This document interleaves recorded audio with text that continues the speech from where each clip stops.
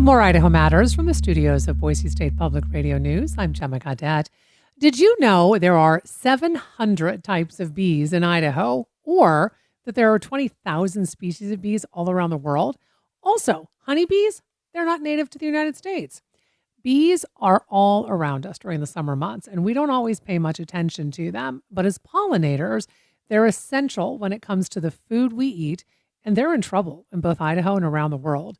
So now everyone, from scientists to backyard gardeners, are trying to help them. Idaho Public Television is taking a close-up look at bees in their new Outdoor Idaho episode called Beyond the Buzz, which premieres tomorrow. And here to tell us more, our producer and director, Forrest Burger, and bee expert, Dr. Ron Bitner. I want to welcome both of you to the program. Thank you very much, Gemma. Thank you. So, Forrest, let me start with you. Why did you want to focus in on Idaho's bees?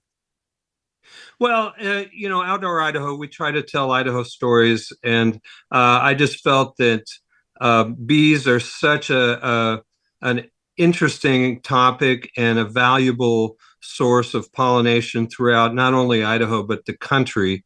And so I was able to link up with Mr. Ron Bitner, Dr. Bitner.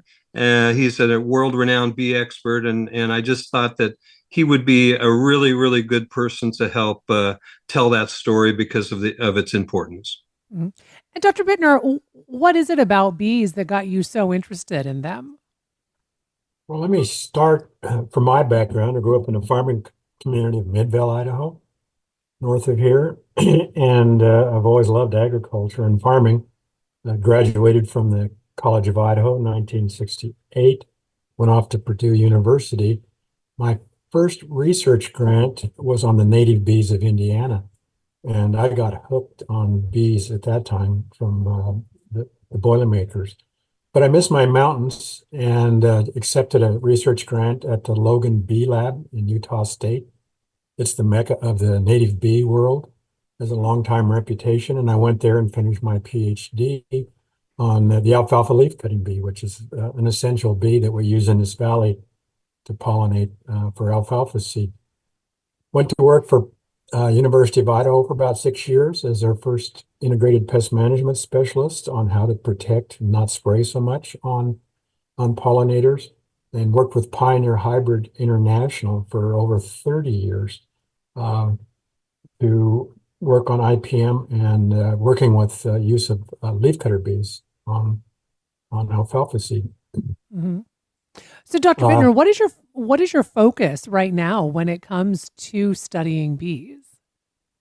Well, in 2020, I had applied for a USDA Idaho specialty crop grant because we starting to learn that Idaho had 700 kinds of bees, and I was wondering how many species do we have right here in the Treasure Valley.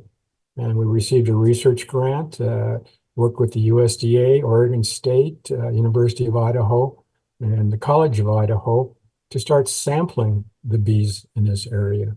And this happened during COVID, so I was always short of help, but I had quite a few students from the C of I who were mostly international kids that couldn't leave the campus, and we'd be out in the fields. What blew me away after 3 years of sampling these bees is we collected nearly 6,000 bees during the collection period, and then we started sorting them out to identify them to species. And I worked with Skylar Burrows from Utah State and a bee lab down there to identify those to species. And to date, we've come up with 76 species of bees within, I'm out in Sunny Slope here, within about a 15-mile radius of me that are in this valley. Wow. What really got me going on this thing and wanted to get the education out to the public, because in the world, 75% of the bees nest in the soil 6 to 12 inches deep. And about 90% of the bees we collected nested in the soil. And as we started looking on that and understanding what's going on in this valley with the urbanization, I saw immediately that earth movers, subdivisions, no pollination, flowers around the valley, enough for these bees.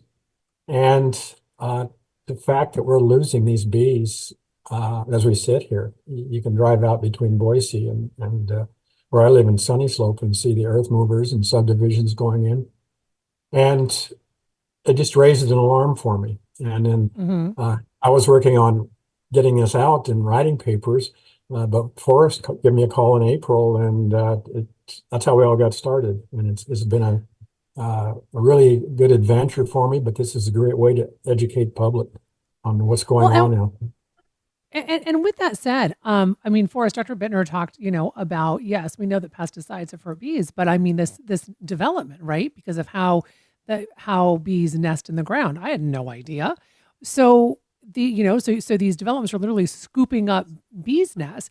So with that said, Forrest, I'm curious about what you've learned when it comes to efforts to help bees, because there seems to be a lot of grassroots efforts out there. Oh, there is definitely. And I have learned a lot. When I started the process with Ron and some of these other folks that we worked with, like the University of Idaho and the USDA Bee Lab in Logan and Oregon State University, I just found out a lot that I didn't even know.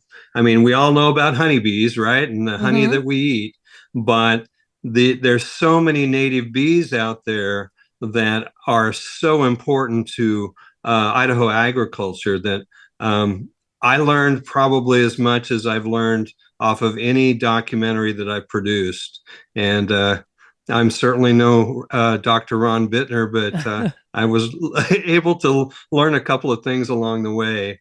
And it's been a very, very good journey. And once again, I think it's such an important story to tell, because, anywhere between 10 to 30% of the fruits and vegetables that we eat are due to pollination. And if we didn't have those bees, we'd be in a world of hurt.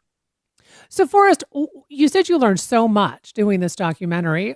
Is there one particular thing that resonated with you and that will stay with you about what you learned in the end that you hope other people take away from watching this documentary?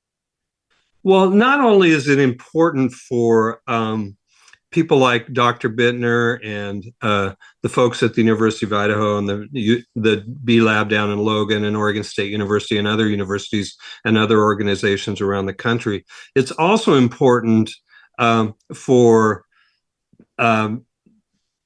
places like Peaceful Belly Farm out in Caldwell, near where Dr. Bittner's farm is. They are really, really good about spreading the news and having selling plants that people in their backyard gardens can grow, that are pollinator friendly, that will help the overall bee population, and not just honeybees that are grown by hobby beekeepers and commercial beekeepers. So I think the biggest thing that I've learned is how important it is for all of us to do our part in helping these pollinators. Thanks so much for listening to Idaho Matters. Boise State Public Radio and Idaho Matters are members of the NPR network. It's an independent coalition of public media podcasters. You can find more shows in the network wherever you get your podcasts. I'm Gemma Gaudette. We'll see you tomorrow. The candidates for November are set. I know Donald Trump's type. Between now and Election Day, we are not going back. A campaign season unfolding faster. Kamala Harris is not getting a promotion Than any in recent history. Make America great again.